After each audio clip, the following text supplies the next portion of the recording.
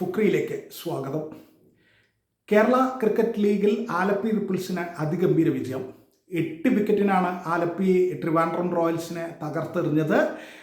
ആദ്യം ബാറ്റ് ചെയ്ത ട്രിവാൻഡ്രം റോയൽസ് നിശ്ചിത 20 ഓവറിൽ 8 വിക്കറ്റ് നഷ്ടത്തിൽ 126 റണ്ണ് മാത്രമാണ് എടുത്തത്.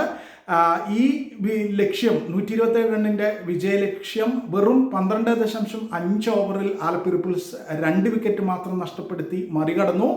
ആലപ്പി റിപ്പിൾസിന് വേണ്ടി മുഹമ്മദ് അസറുദ്ദീൻ, അവരുടെ പ്രധാനപ്പെട്ട ബാറ്റേഴ്സിൽ ഒരാളായി മുഹമ്മദ് അസറുദ്ദീൻ 29 പന്തിൽ 68 റണ്ണാണ് അടിച്ചെടുത്തത്. 8 4-ഉം 5 6-ഉം ഉൾപ്പെടുന്ന ഉജ്ജ്വലമായ ഇന്നിങ്സ് ആയിരുന്നു അസറുദ്ദീൻ്റെ. അസറുദ്ദീൻ ഔട്ടായതിനു ശേഷം സച്ചിൻ ബേബി 26-ഉം അരുൺ കെ 24-ഉം റണ്ണെടുത്ത് വളരെ എളുപ്പത്തിൽ ആലപ്പി റിപ്പിൾസിനെ വിജയത്തിലേക്ക് നയിച്ചു.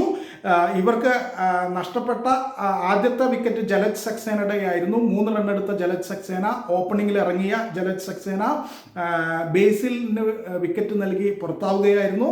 പിന്നീട് അസറുദ്ദീൻ്റെ വിക്കറ്റ് കൂടി, മാലിക് ആണ് അസറുദ്ദീൻ്റെ വിക്കറ്റ് വീഴ്ത്തിയത്.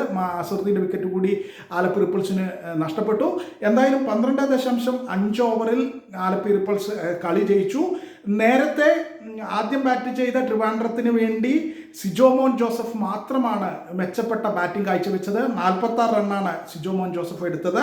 പിന്നീട് അവസാന ഘട്ടത്തിൽ അജീഷ് ഒരു 23 റണ്ണടിച്ചു. ആലപ്പി റിപ്പിൾസിന് വേണ്ടി വിനിൽ TS 3 വിക്കറ്റ് വീഴ്ത്തി.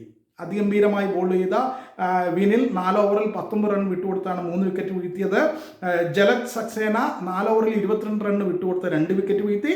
അഭിജിത്ത് പ്രവീണും അഖിൽ ദേവും ഓരോ വിക്കറ്റും വീഴ്ത്തി. എന്തായാലും കേരള ക്രിക്കറ്റ് ലീഗിലെ മൂന്നാമത്തെ മത്സരത്തിൽ ആലപ്പി റിപ്പിൾസ് ട്രിവാൻഡ്രം റോയൽസിനെ തകർത്ത് വിട്ടിരിക്കുന്നു.